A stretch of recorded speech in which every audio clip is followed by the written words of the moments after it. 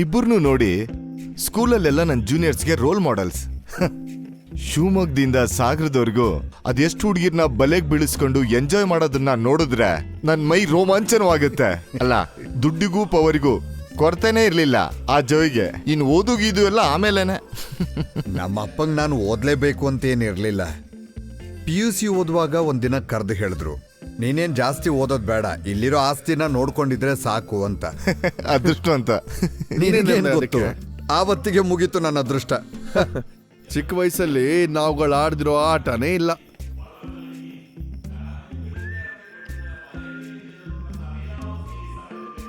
പിന്നറിയാതെ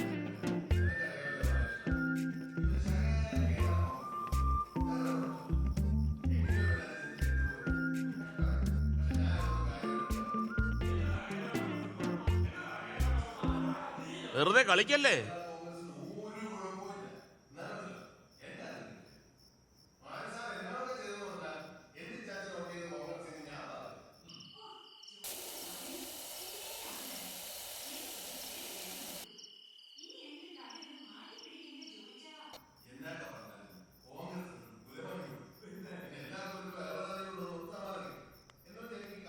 ಇಷ್ಟಗಳಿಂದ ವಿರೋಧ ಇದೆ.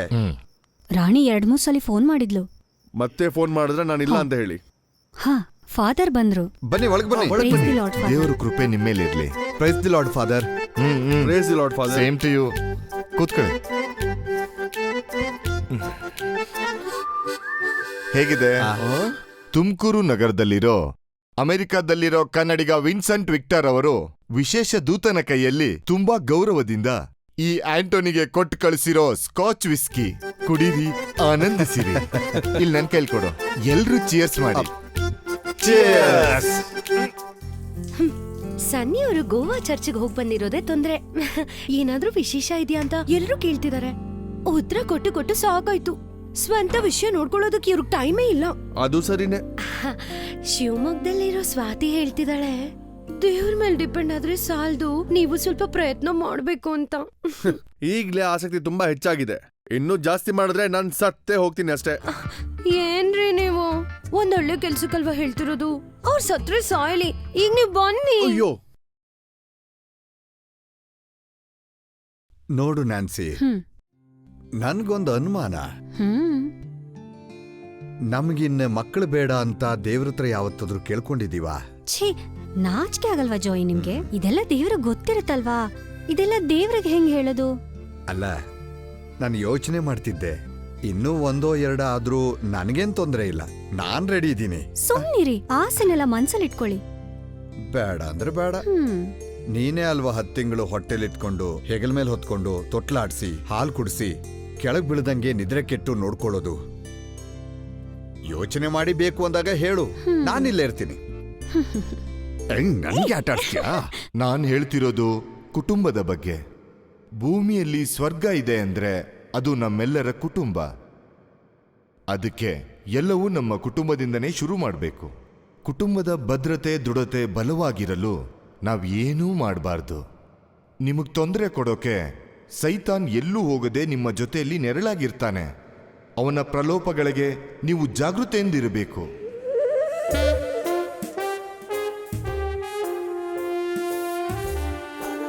ನಾವೆಲ್ಲರೂ ದೇವರ ಮಕ್ಕಳು. ದೇವರ ಮೇಲೆ ಸದಾ ನಂಬಿಕೆಯನ್ನಿಡಬೇಕು, ಜೀವನ ಸಾಗಿಸಬೇಕು. ದೇವರ ಮೇಲಿಟ್ಟಿರೋ ನಂಬಿಕೆ ನಿಮಗೆ, ನಿಮ್ಮ ಕುಟುಂಬಕ್ಕೆ ಆಶಾಕಿರಣವಾಗಿದೆ.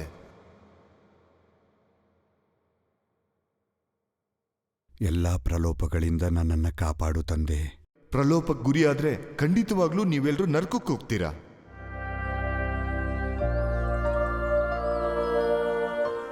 ಬೆಂಗಳೂರಲ್ಲಿ ಏನ್ ಕೆಲಸ ನಿನ್ಗೆ? 1-2 ಕೇಸ್ ಇದು ಡೀಟೇಲ್ಸ್ ತಗೋಬೇಕು. ಹಂಗೆ ಸೆಕ್ರೆಟರಿ ಹತ್ರ ಹೋಗಿ ಪಬ್ಲಿಕ್ ಪ್ರಾಸಿಕ್ಯೂಟರ್ ಕೆಲ್ಸದ ಬಗ್ಗೆ ಏನಾಯ್ತು ಅಂತ ಕೇಳ್ಬೇಕು.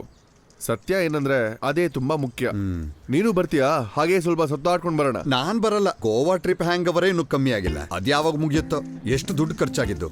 ಅದ್ ಹಂಗೇನೆ ಎಂಜಾಯ್ ಮಾಡಿದ್ರೆ ದುಡ್ಡು ಖರ್ಚಾಗುತ್ತೆ. ನೀನ್ ಮಾತ್ರ ಅಲ್ವಲ್ಲ ಖರ್ಚು ಮಾಡಿರೋದು. ಇಷ್ಟೆಲ್ಲ ಆಸ್ತಿ ಇದ್ದು ಏನ್ ಸುಖ ಅನುಭವಿಸ್ತಿದ್ಯಾ? ಯಾವಾಗ ನೋಡಿದ್ರು ನಿಧಿ ಕಾಯೋ ಭೂತ ತರ ಇರ್ತೀಯ. ನಿನ್ನಷ್ಟು ಜಿಪುಣ ನಾನ್ ಎಲ್ಲೂ ನೋಡಿಲ್ಲ. ಹೌದು ಕಣ, ನಾನ್ ಜಿಪುಣನೆ. ಅದಕ್ಕೆ ನಿಂದೇನ್ ಕಿರಿಕಿರಿ? ನನ್ನ ಹತ್ರ ಇರೋದ್ರಲ್ಲಿ ನಾನ್ ದುಡ್ದಿದ್ದೇನೂ ಇಲ್ಲ. ಎಲ್ಲ ನಮ್ಮ ಅಪ್ಪ ಮಾಡಿಟ್ಟು ಹೋಗಿರೋದು. ಅದನ್ನ ಮುಂದಿನ ಪೀಳಿಗೆಗೆ ಉಳಿಸ್ಬೇಕು ಅನ್ನೋದಷ್ಟೇ ನನ್ನ ಜವಾಬ್ದಾರಿ. ಇಲ್ಲಾಂದ್ರೆ ನನ್ನ ಅಪ್ಪ ಕ್ಷಮಿಸಲ್ಲ. ನಿನ್ನ ಅಪ್ಪನ್ ಮಗನೇ ನೀನು.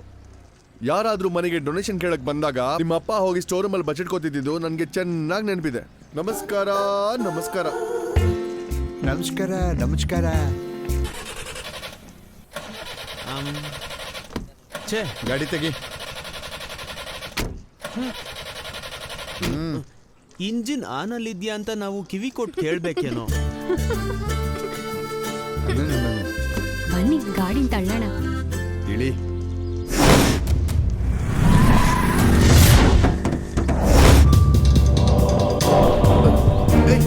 ಬಿಡ್ರೋ ನನ್ನ. ಏನ್ ನಡೀತಿದೆ? ಬಿಡ್ರೋ.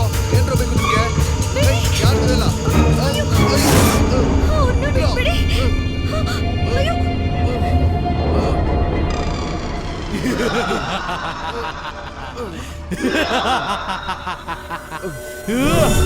ಏನೋ ವಕೀಲ್ ನನ್ನ ಮಗನೇ. 500 ಅರುಣಾಚಲ ಬಳೆಪೇಟೆ ಬಾಬು ನಮ್ಮ ಹುಡುಗರು. ನೀನ್ ಅವ್ರ ಹತ್ರ ದುಡ್ಡು ತಗೊಂಡು ನಮ್ಮ ಹುಡುಗರನ್ನ ಜೈಲಿಗೆ ಕಳಿಸ್ಬೇಕು ಅಂತಿದ್ಯಾ? ನಿನ್ ಲಾಯರ್ ಕೆಲ್ಸ ಇವತ್ತೇ ಮುಗಿಸ್ಬಿಡ್ತೀನಿ. ನನ್ ಮುಂದೆ ಈ ರೀತಿ ನಾ ಗಲಾಟೆ ಮಾಡೋದು? ಸನ್ನಿ ಏನಿದೆಯಲ್ಲ, ಏನ್ ಸಮಸ್ಯೆ? ನನ್ನ ಹತ್ರ ಆಟ ಆಡಕ್ ಬಂದ್ರೆ ನಾನ್ ಯಾರನ್ನು ಸುಮ್ನೆ ಬಿಡೋದೇ ಇಲ್ಲ. ಭದ್ರಾ ಹೋಗೋ. ಹೋಗ್ರ ಇಲ್ಲಿಂದ. ಫಾದರ್ ಹೇಳಿದಾರಂತೆ ನಿಮ್ಮನ್ನೆಲ್ಲ ಸಾಯಿಸ್ತಾ ಇಲ್ಲ. ಹೋಗ್ರ ಇಲ್ಲಿಂದ. ತೆಗಿ ಆ ಕಡೆ. ಹಾ ನಡಿಯೋ ಹೋಗ. ಅಯ್ಯೋ ಯಾರವನು?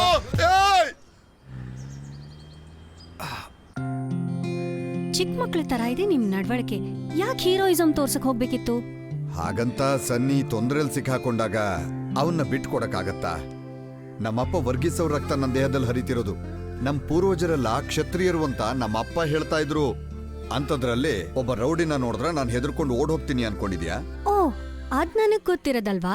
ಇನ್ನೂ ಸ್ವಲ್ಪ ಇಲ್ಲೇ ಇರ್ಬಾರ್ದು. ಬಿಡಿ ಜೋಯಿ, ಮಕ್ಳೆಲ್ಲ ಇಲ್ಲೇ ಇದಾರೆ. ಮದ್ವೆ ಆಗಿ ಇಷ್ಟು ವರ್ಷ ಆದ್ರೂ ಹಗಲೊತ್ತಲ್ಲಿ ನನ್ನ ಕೈಗೆ ಸಿಗಲ್ಲ ಅಂತೀಯಲ್ಲ ನೀನು. ಎಷ್ಟು ವರ್ಷದಿಂದ ಕಾಯ್ತಾ ಇದೀನಿ ಗೊತ್ತಾ? ಒಬ್ರಲ್ಲ ಒಬ್ರು ಕಣ್ಮುಂದ್ ಇದ್ದೇ ಇರ್ತಾರೆ. ಮಕ್ಕಳನ್ನ ಕೆಲ್ಸಗಾರನ ಕಣ್ ತಪ್ಸಿ ನಿನ್ನ ಹಿಡಿಯೋಷ್ಟ್ರಲ್ಲಿ ನನಗೆ ಎಷ್ಟು ತಲೆ ಕೆಟ್ಟು ಹೋಗಿರುತ್ತೆ ಗೊತ್ತಾ? ಯಾಕ್ ಜೋಯಿ, ನಡೀತಲೇ ಇರೋ ವಿಷಯನ ನೆನ್ಸ್ಕೊಂಡು ಮೈ ಪರ್ಚ್ಕೋತೀರಾ? ನಡೆಯುತ್ತೆ, ನಾಡ್ದೇ ನಡೆಯುತ್ತೆ. ಒಂದ್ ಒಳ್ಳೆ ಐಡಿಯಾ ಸಿಗತ್ತೆ, ಖತರ್ನಾಕ್ ಐಡಿಯಾ. ನೀನ್ ಹಗ್ಲೊತ್ ಸಿಕ್ಕೇ ಸಿಕ್ತೀಯಾ, ನೋಡ್ತಿರು.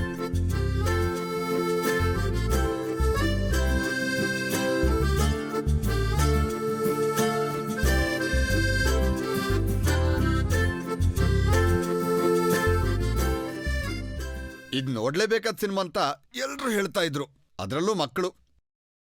ಯಾಕೆ ನಾವು ಸಿನಿಮಾ ನೋಡ್ಬೇಕು? ಯಾಕೆ ನೋಡ್ಬೇಕು? ಗೊತ್ತಿಲ್ಲ, ಅದೇ ಸಮಸ್ಯೆ. ಬಾ, ಒಂದೊಂದ್ ಸಿನಿಮಾದಲ್ಲೂ ಒಂದೊಂದ್ ವಿಷಯನ ತಿಳ್ಕೊತೀವಿ. ಕಷ್ಟಕ್ ಸಿಗೋ ಪ್ರತಿಫಲದ ಬಗ್ಗೆ ಇದೆ ಇವತ್ತಿನ ಸಿನಿಮಾ. ಟೈಮ್ ಆಗ್ತಿದೆ. ಮತ್ತೊಬ್ಬರನ್ನ ಪ್ರೀತಿಸ್ಬೇಕು ಅನ್ನೋ ಪಾಠ ಹೇಳುತ್ತೆ. ಈ ಪಾಠಗಳನ್ನ ಮಕ್ಕಳು ನೋಡಿ ಕಲಿಬೇಕು. ಅದಕ್ಕೆ ನಿಮಗೆ ಸಿನಿಮಾ ಕಳಿಸ್ತಿರೋದು. ಮತ್ತ ಅಪ್ಪ ಅಮ್ಮ ಯಾಕೆ ಬರ್ತಾ ಇಲ್ಲ? ಅಯ್ಯೋ ಪಪ್ಪ ಸಿನಿಮಾ ನೋಡಲ್ಲ ಅಂತ ನೀನು ಗೊತ್ತಲ್ವಾ? ಮತ್ತೆ ಈ ಪಾಠ ಎಲ್ಲ ನಾನ್ ಮೊದ್ಲೇ ಕಲ್ತಿದ್ದೀನಿ. ಪಪ್ಪ ಇದೆಲ್ಲ ಓದಿ ಫಸ್ಟ್ ಕ್ಲಾಸ್ ಅಲ್ಲಿ ಪಾಸ್ ಆಗಿದ್ದಾರೆ. ಇದು ಎಲ್ಲಾರ್ಗೂ ಗೊತ್ತಿರೋದೇ ಅಲ್ವಾ? ಹೋಗೋ. ಓ, ಮತ್ತೆ ಮಮ್ಮಿ? ಮಕ್ಕಳು ಹೋಗ್ ಬರೋಷ್ಟ್ರಲ್ಲಿ ಪಪ್ಪ ಅಮ್ಮನಿಗೆ ಹೇಳ್ಕೊಡ್ತಾರೆ. ಅಪ್ಪ, ಆ ಭದ್ರನ ಹತ್ರ ಒದೆ ತಿಂದ್ಮೇಲೆ ನೀವೇನ್ ಗುಣಪಾಠ ಕಲಿತ್ರಿ ಹೇಳಿ? ಮಕ್ಕಳು ಹುಷಾರು. ಹಾ ಸರಿ.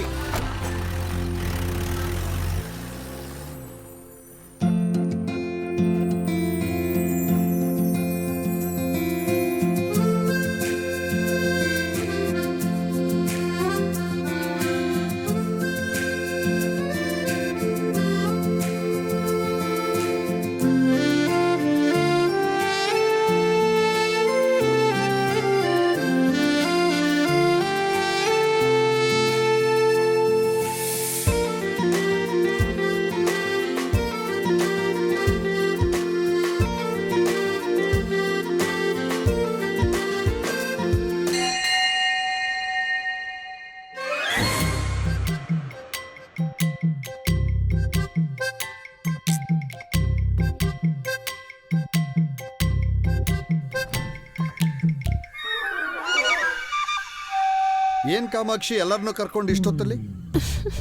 ಏನಂತ ಹೇಳಿ, 2 ಗಂಟೆ ಆಯ್ತು ಕರೆಂಟ್ ಹೋಗಿ. ಸದ್ಯ ಕರೆಂಟ್ ಬರಲ್ಲ ಅನ್ಸುತ್ತೆ. ಲೈನಲ್ಲಿ ಏನೋ ಕೆಲ್ಸ ನಡೀತಿದೆ. ಮಕ್ಕಳೇನೋ ಟಿವಿಯಲ್ಲಿ ಸಿನಿಮಾ ನೋಡ್ಬೇಕು ಅಂತ ಆಸೆ ಪಟ್ಟವ್ರೆ. ನೋಡ್ಕೊಂಡ್ ಅಲ್ಲೇ ನಿಂತ್ರೆ ಹೇಗೆ? ಇದ್ ನಮ್ಮನೆ ತರ ಅಲ್ವಾ? ಯಾಕೆ ನಾಚ್ಕೋತಾ ಇದ್ದೀರಾ? ರಾಮ ಬರ್ಲಿಲ್ವಾ ಕಾಮಾಕ್ಷಿ? ಅವ್ರು ಎಲ್ಲಿಗೆ ಹೋಗಿದ್ದಾರೆ ಅಂತ ನಂಗೇನ್ ಗೊತ್ತು. ಎಲ್ಲಿದ್ರು ಸಂಜೆಗ್ ಬರ್ತಾನೆ ದೂರ ಆಡ್ಕೊಂಡು. ಅವ್ರಿಗ್ ನಾವೇನಾದ್ರೂ ಹೇಳಕ್ಕಾಗುತ್ತಾ? ಅವ್ರಿಗ್ ಸಿಟ್ಟು ಮೂಗ್ಮೇಲೆ ಇರುತ್ತೆ. ಏನಾದ್ರೂ ಹೇಳಿದ್ರೆ ಒಳ್ದೇ ಬಿಡ್ತಾರೆ. ಒಳಗ್ ಬರ್ರೆ. ರಾಮನು ಬಂದಿದ್ರೆ ಎಲ್ರೂ ಜೊತೆ ಕೂತ್ಕೊಂಡು ಸಿನಿಮಾ ನೋಡ್ಬೋದಾಗಿತ್ತು. ಫ್ಯಾಮಿಲಿ ಮೂವಿನೇ ಇವತ್ತು. ಅದ್ರಲ್ಲೇನಿದೆ, ಅವ್ರು ಇಳ್ದೇ ಇರೋದೆ ಒಳ್ಳೇದು. ನೀವು ಕೂತ್ಕೊಂಡು ಸಿನಿಮಾ ನೋಡಿ. ಆ ಹೋಗ್ ಸ್ವಲ್ಪ ಟಿವಿ ಆನ್ ಮಾಡ್ಕೊಡು, ಸಿನಿಮಾ ನೋಡ್ಲಿ. ಈಗಿನ ಕಾಲದಲ್ಲಿ ಕರಿದಲ್ಲಿ ಕಾರ್ಪೆಂಟರ್ ಬರೋದು ಮಹಾಭಾಗ್ಯ. ನಿಜಾನೇ. ಅಳಿಲ್ ಕಾಟ ಜಾಸ್ತಿ ಆಗಿದೆ ಅಲ್ವಾ? ನಿಜ. ನಮಸ್ಕಾರ. ಓಹ್, ಯಾರಿದು? ಕುಟ್ಟಪ್ಪನ? ಏನ್ ಇದ್ದಕ್ಕಿದ್ದಂಗೆ ಈ ಕಡೆ? ಇನ್ ಮುಂದೆ ಹೀಗೆ ಆ ಕಡೆ ಈ ಕಡೆ ಓಡಾಡ್ತಾ ಇರ್ತೀನಿ ಬಿಡಿ. ಅವತ್ ಕೇಳಿದ ಡೊನೇಷನ್ ಏನಾಯ್ತು? ಆಫ್ರಿಕಾಲಿರೋ ಬಡ ಮಕ್ಕಳಿಗೆ ಸಹಾಯ ಮಾಡೋದಕ್ಕೆ. ಹಾ, ಅದೆಲ್ಲ ಒಳ್ಳೇದೇ. ಆದ್ರೆ ಕುಟ್ಟಪ್ಪ ಕೇಳೋಷ್ಟು ಹಣ ನನ್ನ ಹತ್ರ ಇಲ್ಲ. 100-500 ಆದ್ರೂ ನೋಡ್ಬಹುದು. ಯಾವನಿಗ್ ಬೇಕು ನಿನ್ 100 ರೂಪಾಯಿ? ನಿಮ್ಮಂತವ್ರು ಯಾವಾಗ್ಲೂ ಹೀಗೇನೆ. ಯಾವಾಗ ಕೇಳಿದ್ರು ಇದೇ ಕತೆ ಹೇಳ್ತೀಯ. ರಾಜಕೀಯದವ್ರು ಕೇಳಿದ್ರೆ, ಅದ್ರಲ್ಲೂ ಕನ್ನಡ ರಾಜಕೀಯದವ್ರು ಕೇಳಿದ್ರೆ ಎಷ್ಟೆಲ್ಲ ಅದ್ರ ಕೊಡ್ತೀಯ. ಬಗ್ಗೆ ಹೇಳ್ಬೇಡ. ನಿಮ್ ಪಾರ್ಟಿ ಅಧ್ಯಕ್ಷ ನಮ್ ಪಾರ್ಟಿ ಅಧ್ಯಕ್ಷ ನೇರವಾಗಿ ಬಂದ್ ಕೇಳಿದ್ರು ದುಡ್ಡಿನ ವಿಷಯ ಅಲ್ವಾ, ನಾನಂತೂ ಕೊಡಲ್ಲ. ನೀನ್ ಜಾಸ್ತಿ ಮಾತಾಡ್ತಿದ್ಯಾ. ರಾಜಕೀಯ ಪಾರ್ಟಿಯವ್ರು ಬಂದು ಕೇಳೋ ತರ ನಾನು ನಿನ್ನ ಹತ್ರ ಕೇಳ್ತಿದ್ದೀನಿ. ನೀನ್ ಸ್ವಲ್ಪ ಇತಿಹಾಸ ತಿಳ್ಕೋಬೇಕು ಜಾಯ್. ಪ್ಯಾರಿಸ್ ಕಮ್ಯುನಿಟಿ ಬಗ್ಗೆ ತಿಳ್ಕೊಂಡಿದ್ಯಾ ನೀನು? ಚಿಕಾಗೋ ಬೀದಿಯಲ್ಲಿ ನಡೆದ ಕಾರ್ಮಿಕರ ಹೋರಾಟದ ಬಗ್ಗೆ ಗೊತ್ತಾ? ಬುಲಿವಿಯಾ ಕಾಡಲ್ಲಿ ಗೋರಿಲ್ಲಾ ಹೋರಾಟ ಕೇಳಿದ್ಯಾ ನೀನು? ಅಲ್ಬೇನಿಯಾ ಬಗ್ಗೆ, ಜಾಗತೀಕರಣದ ಬಗ್ಗೆ, ಕಾರ್ಮ್ಯಾಕ್ಸು, ಏಂಗಲ್ಲು, ಮಹಾನಾಯಕ ಲೆನಿನು, ಕಾಮ್ರೇಡ್ ಸ್ಟಾಲಿನ್ ಬಗ್ಗೆ ಕೇಳಿದ್ಯಾ ನೀನು? ಇಲ್ಲ. ಮತ್ತೇನ್ ಗೊತ್ತು ನಿನ್ಗೆ? ನನ್ಗಷ್ಟೊಂದು ನಾಲೆಜ್ ಇಲ್ಲ ಅಂತ ನಿನಗೆ ಗೊತ್ತಲ್ಲ ಕುಟ್ಟಪ್ಪ. ಮತ್ತೆ ಕರ್ನಾಟಕದ ರಾಜಕಾರಣಿಗಳ ಬಗ್ಗೆ ಮಾತ್ರ ನಾನು ಕೇಳ್ಕೊಂಬಂದಿದ್ದು. ನಮ್ಮಪ್ಪ ಏನೇ ಆಗಿದ್ರು, ಎಷ್ಟೇ ಜಿಪ್ಪುಣತನ ಮಾಡಿದ್ರು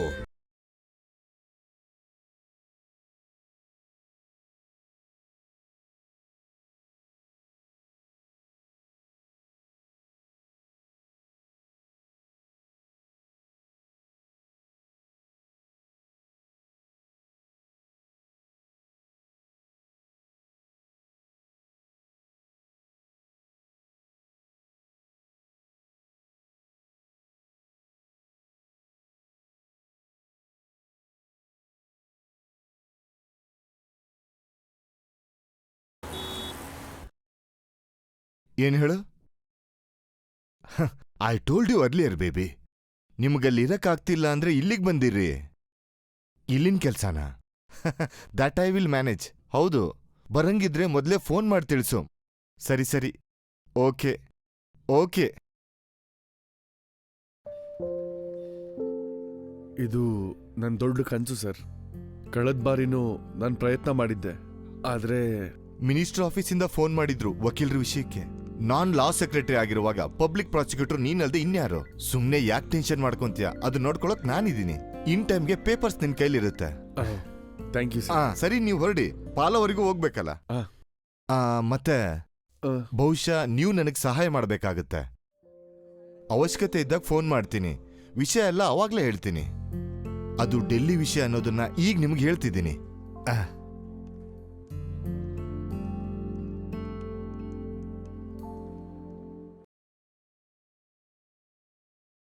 ನನಗೆ ಡೆಲ್ಲಿ ಅಂದ್ರೆ ನ್ಯೂಸ್ ಪೇಪರಲ್ಲಿ ನೋಡಿರೋದು ಅಷ್ಟೇ ಗೊತ್ತು. ರಿಪಬ್ಲಿಕ್ ದಿನ ಫ್ಲಾಗ್ ಹಾರಿಸೋದು, ಪೆರೇಡ್ ಮಾಡೋದು ಟಿವಿಯಲ್ಲಷ್ಟೇ ನೋಡಿದ್ದೀನಿ. ಅದನ್ನೆಲ್ಲ ನೋಡಿ ಸಾಕಾಯ್ತು. ಈ ರೀತಿ ಎಷ್ಟೇ ನಡೆದ್ರೂ ನಮ್ಮ ಮನೆಗೆ ಬಂದು ದುಡ್ಡು ಕೇಳೋ ಬಡವರ ಸಂಖ್ಯೆ ಮಾತ್ರ ಕಮ್ಮಿ ಆಗಿಲ್ಲ.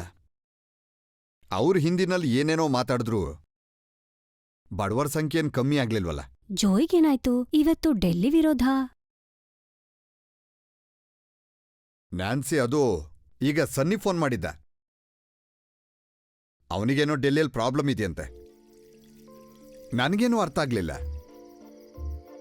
ನಾವಂತೂ ಡೆಲ್ಲಿ ನೋಡ್ಲಿಲ್ವಲ್ಲ. ಅಂಥದ್ರಲ್ಲಿ ಪಾಪ ಇಲ್ಲಿರೋ ಸನ್ನಿ ಜೀವನದಲ್ಲಿ ಅಲ್ಲಿರೋ ಡೆಲ್ಲಿ ಪ್ರಾಬ್ಲಮ್ ಹೇಗ್ ಬಂತು ಅಂತ ನನ್ಗಂತೂ ಸ್ವಲ್ಪನೂ ಅರ್ಥ ಆಗ್ಲಿಲ್ಲ.